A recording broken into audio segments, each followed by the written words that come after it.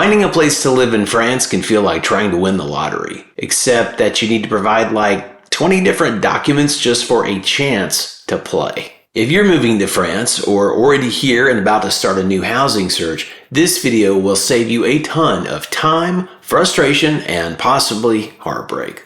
Section 1. The reality check. Let's start with the truth. The French rental market, especially around Paris, is bureaucratic, highly competitive, and incredibly paper-driven. Seriously, you have no idea how much paper you're going to use. It's not impossible, but you need to understand the system and prepare like a local. This isn't like renting in the US or the UK, where you just show proof of income and get a quick credit check. Here, you need a dossier. That's a full application package full of documents that prove you're stable, trustworthy, and legal to rent.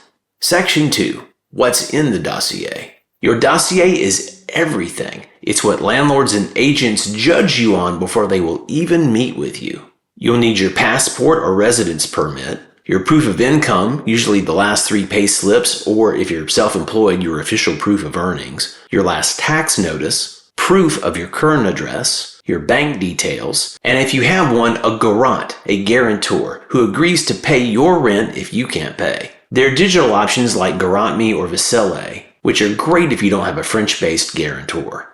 Section 3. Where to look. The main housing sites are Le Bon Coin, Pap.fr, and SeLoger. For furnished rentals or shorter stays, check Spotahome, Flatio, or even Airbnb long-term if you're just landing. That's what we did.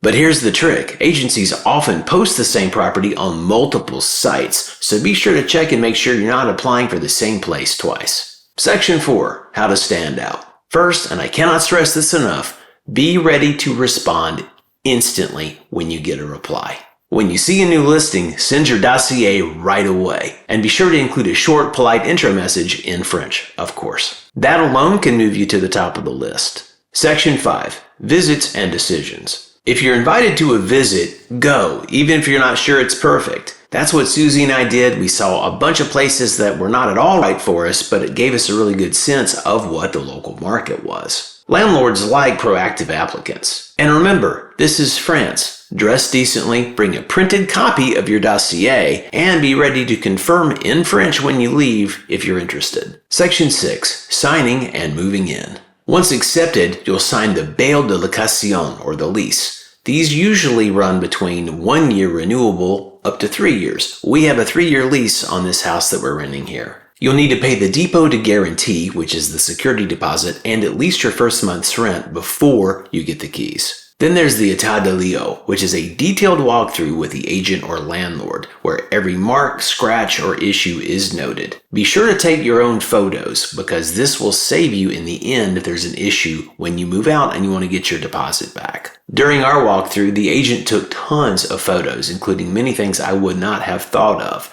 Afterward, he sent us PDFs of both the lease and also the detailed walkthrough document, noting every imperfection in the place so that when we move out, it's not an issue in terms of contesting to get our security deposit back. Section 7. Tips for foreigners. Here are a few quick things that I wish I had known earlier. French landlords prefer stability over income size. Show consistency in your financials. Translate all your key documents into French. Have a master PDF of your entire dossier handy. Plus have PDFs of every individual document that you can send discreetly, because that will often be requested. And if you're already in France, getting a quittance de loyer, which is a rent receipt from your current place, really helps to build credibility and make your case for a potential new place. So yes, it is a process. But once you're in, you're in.